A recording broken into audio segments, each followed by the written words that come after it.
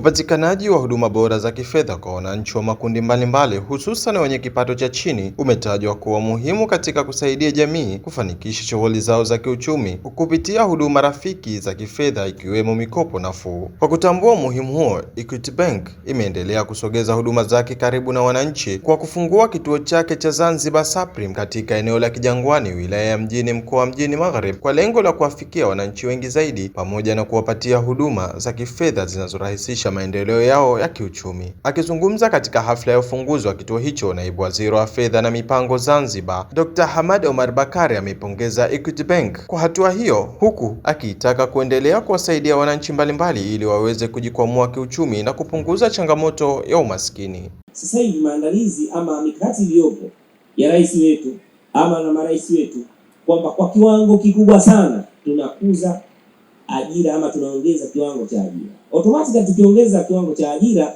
tunaongeza kipato. Moja ya macroeconomic issue ambayo inatakiwa iwe iimarike ni swala la kupunguza ule ugumu au ule ukali wa maisha, kwa maana kwamba wananchi wanapata kupunguza kile kiwango cha hali ngumu ya maisha yao.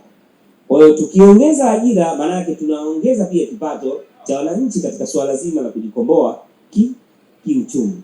Lakini pia inflation. Swala la inflation, tunaona jitihada zinazofanywa na serikali ile kuzuia ule inflation ama mfumuko wa bei kwa kiwango kikubwa sana. Sasa haya ndiyo ambayo yanapaswa, na mengine mengi, lakini haya ni miongoni mwa mambo ambayo yanapaswa kuimarishwa ili kwamba uchumi wetu ukukua kwake uende sambamba na mazingira haya. Sasa tukiwa na hali hii, maana yake nini? Maana yake lazima kuna fursa nyingi za biashara ambazo zitakuwa zinatakiwa ama zinapatikana kupitia hizi mabenki yetu. Moja wapo ni haya ambayo tunayafanya sasa hivi, kwamba tunafungua tawi letu hili ili fursa za biashara ambazo zipo sasa hivi basi wananchi waweze kufaidika nazo. Dhamira kubwa ni ile kuenda kuondoa vile vizuizi vinavyowakabili katika swala zima la kujipambanua, katika swala zima na kupambana na ile hali ambazo zipo za kimaskini na kuenda mbele kwenye maendeleo yetu.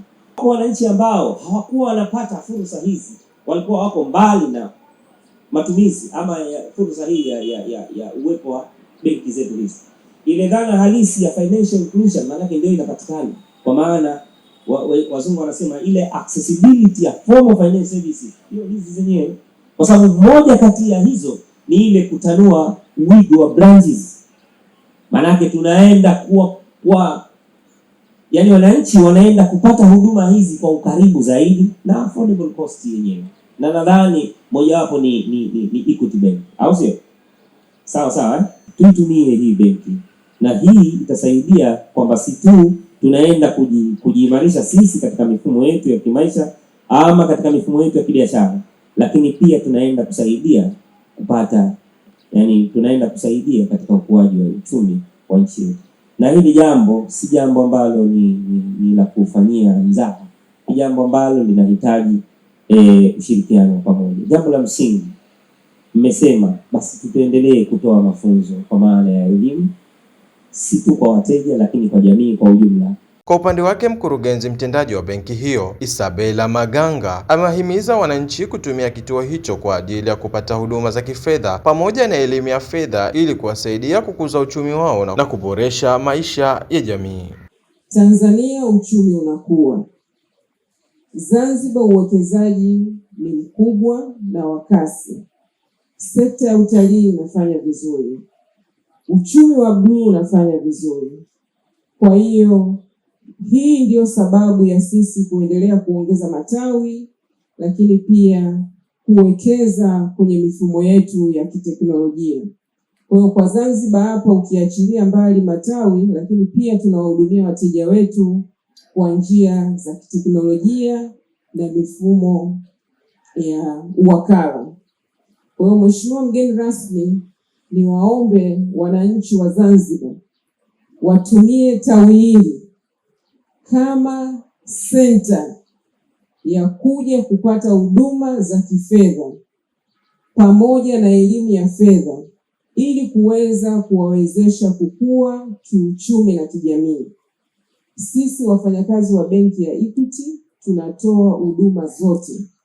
Tunatoa elimu ya fedha, lakini tuna nia ya kuwafikia Wazanzibari wote, kuhakikisha kwamba anapata akaunti ya benki, anapata elimu ya fedha, anaweza akapata mkopo kwa ajili ya kukuza biashara yake, lakini pia tukamuunganisha na mitandao ya kibenki na kuweza kupata huduma kwa kupitia simu ya mkononi au kwa kupitia mifumo ya kiinterneti na kupata huduma sehemu yoyote alipo. Naye meneja wa tawi la Zanzibar Supreme ndugu Anas Rashid Ramadhan amesema benki ya Equity ipo kwa ajili ya kuwawezesha wananchi kiuchumi.